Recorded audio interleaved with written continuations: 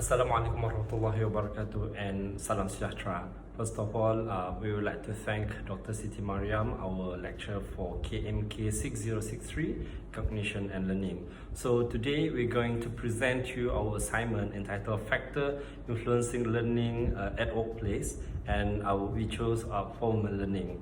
So before we proceed, allow us to introduce you our colleague that will be our panel today. So there are 4 of them here. So please introduce yourself. Okay. Sure.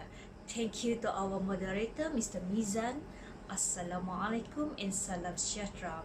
I'm Nushira Inmiti Hossein, one of the panelists today. We'll talk about factors that can influence formal learning in the workplace. Thank you, our moderator, Mr. Mizan.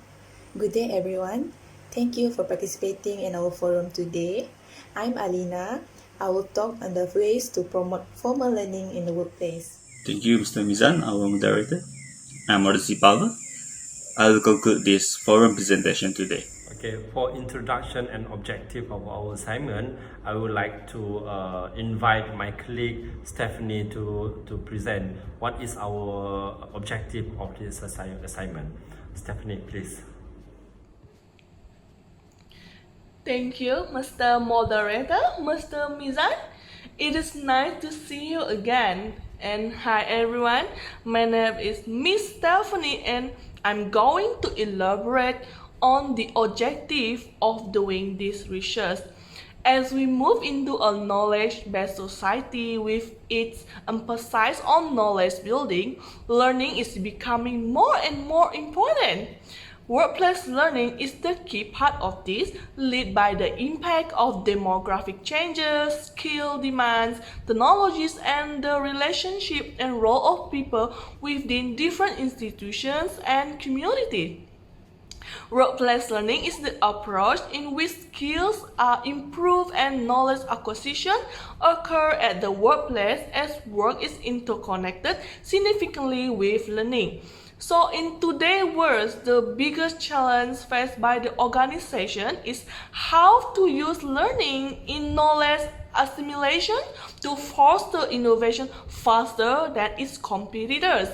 This paper will therefore is going to focus on the result of one aspect of the research, which is to explore more the factors that influence the workplace learning by setting specifically formal learning through a literature review and an event or situation that occurs in the workplace. Thank you, Stephanie, for the explanation on the introduction and objective. Now, myself, I'm going to talk about the advantage and disadvantage of the formal learning. I'm going to talk about the advantage and disadvantage of formal learning. Okay, learning may occur in the workplace than just what happened in formal training in classroom. According to Watson and Warsick, they have identified there are 3 different forms of workplace learning as a formal, informal, and incidental.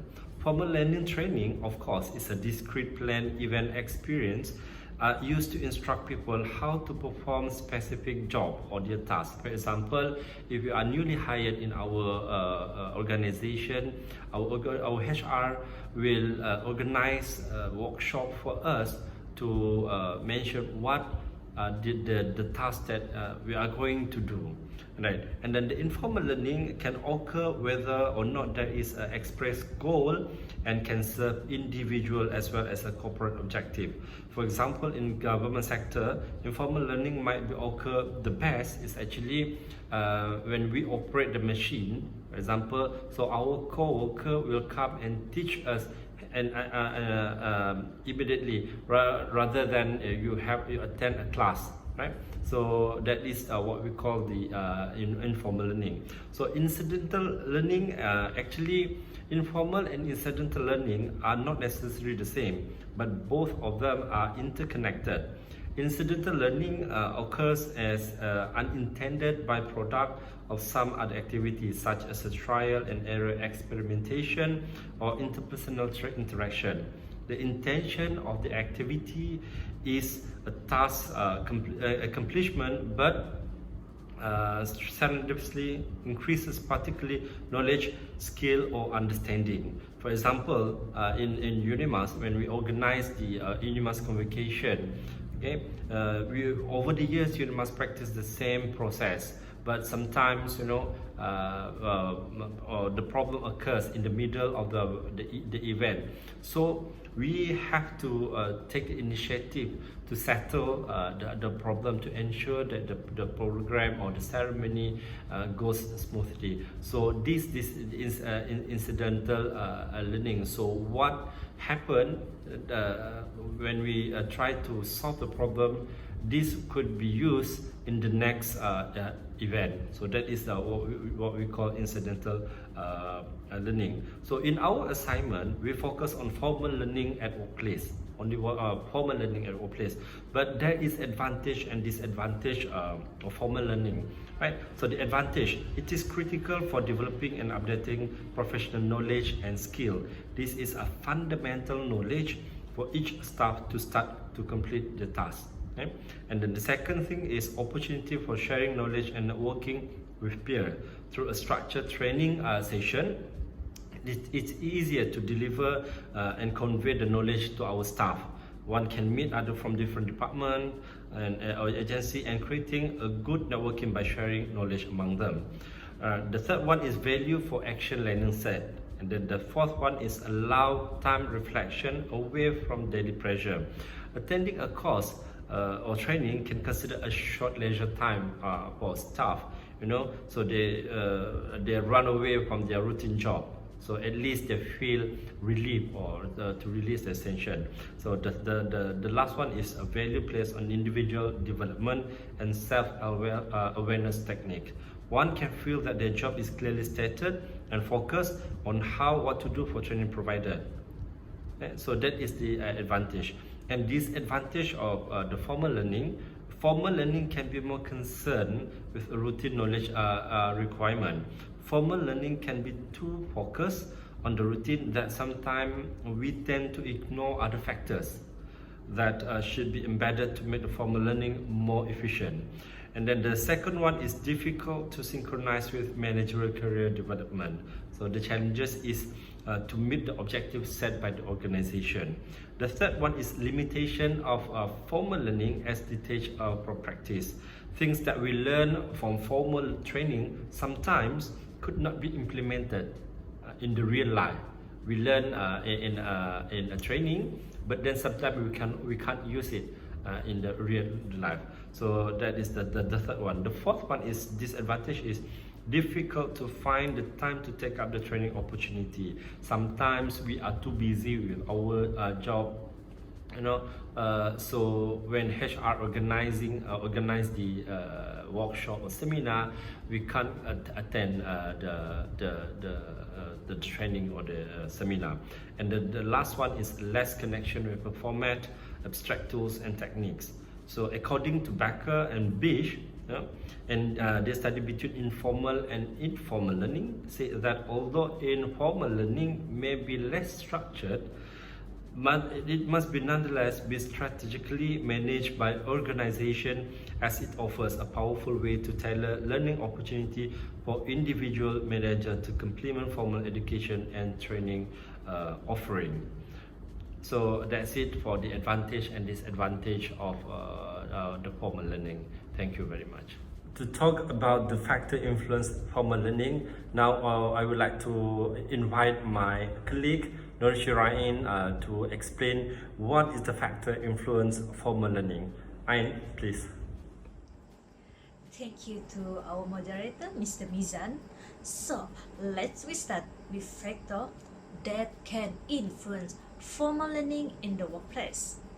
First, learning organization, as stated by Marx and Watkins, is one which individuals or workers in the organization learn for continuous improvement and transform and enabling the organization itself. In the organization, HRD need to play the important role to provide formal learning and build learning system to prepare employee a specific set of knowledge and skills.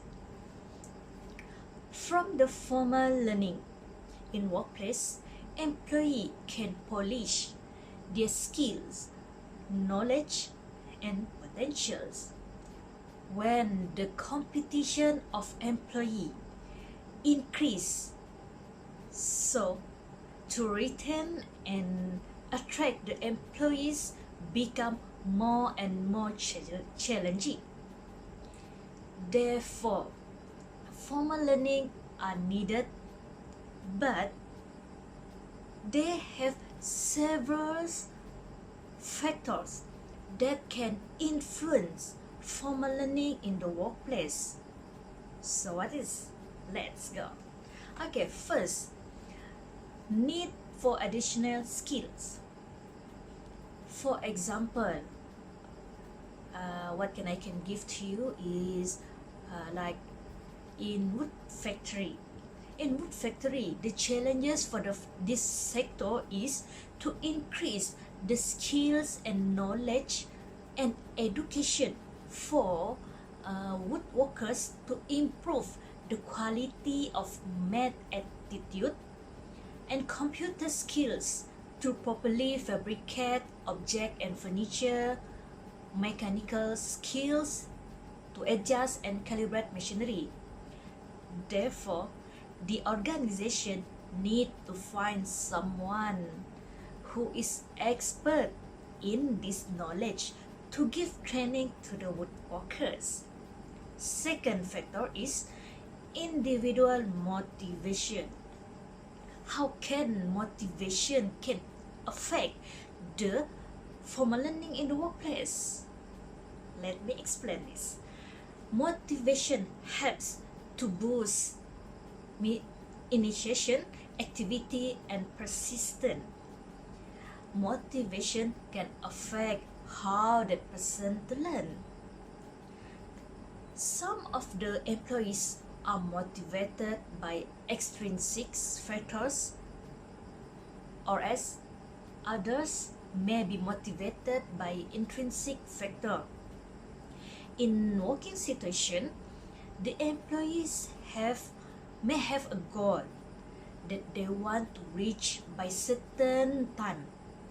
Therefore, they will get more motivated to learn more. And sometimes the employees can be motivated from the past failure. Next, last but not least, trainer personality. Have you ever heard teachers' positive attitude have positively influenced? Teachers' positive attitude have positively influenced students' personality. Have you ever heard it? Yes. Therefore, trainer who is an expert and have a positive performance, professional attitude can influence on the learning process and development of the employees. Personality traits in learning style will help to create learning strategies and learning outcome to be more useful for the employees. Furthermore, the employees or trainees will enjoy the learning process and situation, so the trainer need to have a good personality and attitudes. So that is from me 3 factors that can affect learning process in the workplace. So we go back to our moderator, Mr. Mizan. Thank you.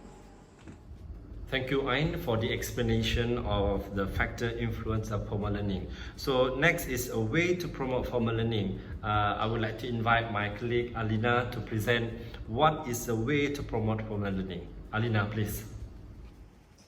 Organization must value their human capital as the number one asset that keep the business going and growing.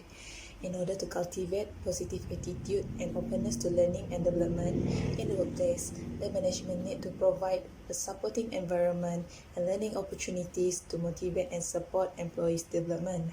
I will talk on several ways to promote formal learning and boost employee motivation towards learning and development.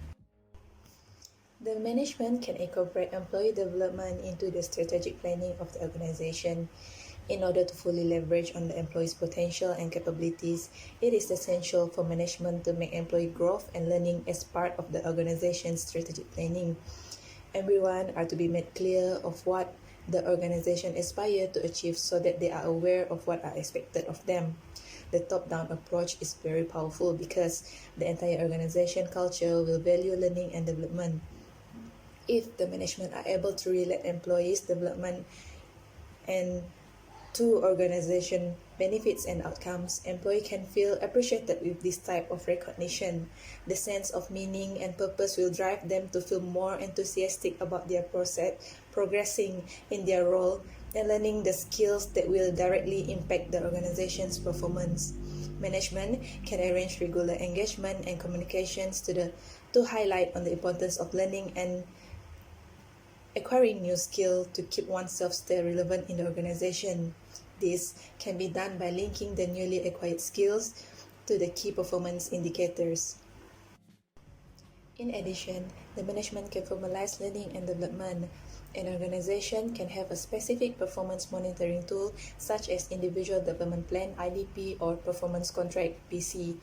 IDP is the plan for employee development as in their current and next role, which focus on the long-term needs and further develop strengths, needs, and career interests. Meanwhile, PC focus on their current job and responsibility and link individual performance goal with business goals. These tools can be integrated to achieve organization objective. By formalizing employee learning and development, sufficient resources can be allocated for training. Along with training and development, management can set quarterly or half-yearly performance review to show the importance of learning and development linked with performance. In addition, regular discussion about their current responsibilities and future career path are important to show that the management care about the employees' career development. The HR must take note on each employee unique sets of potential skills and experience. Therefore, offering customized training programs is the right way to address any skill gaps they might have. Last but not least, the management can offer both extrinsic and intrinsic rewards. Extrinsic rewards are concrete rewards that employees receive from outside sources such as the management that include cash, promotions, and fringe benefits. Meanwhile, intrinsic rewards are the individual satisfaction from the job itself, such as having a sense of ownership in the work, displaying personal growth, and feeling respected by the management. A combination of these rewards can inject motivation in employees to learn and develop on their job and maximize their performance. The HR manager plays a critical role in supporting employees' learning and growth. This role must be complemented with rewards and recognition structures. The organization's incentive system should be designed appropriately and provide suitable rewards and recognition when employees perform well and beyond expectation. That's all from me on ways to promote formal learning in the workplace. Thank you. Thank you, Alina, for the explanation. To conclude our assignment, I will invite my other colleague, Odyssey, to conclude what is our assignment all about. Odyssey, please. In short, formal learning is a structured training that takes place within a planned setting, either in the classroom or online, with a clear objective. Creating formal employee training programs is nowadays a demand for organizations, and this become the strategy considered must-have, with companies developing teams and focusing on building a culture of learning. Creating a formal culture of learning is not difficult when we understand its benefits. By formalizing employee training programs, the most significant and most impactful result of this is the performance of employees. In the formal learning programs, employees are provided with the tools they need to go beyond in their roles, with the objective set and best practice advice that leads them to a high level of performance and to an increase in organizational standards and productivity. Thank you. Thank you, Odysseus, for the conclusion. So with that, we wrap up our forum today. And once again, we'd like to thank Dr. Siti Mariam and the rest of our colleagues for the hard works in completing our assignment today. So thank you very much. Assalamualaikum and salam sejahtera.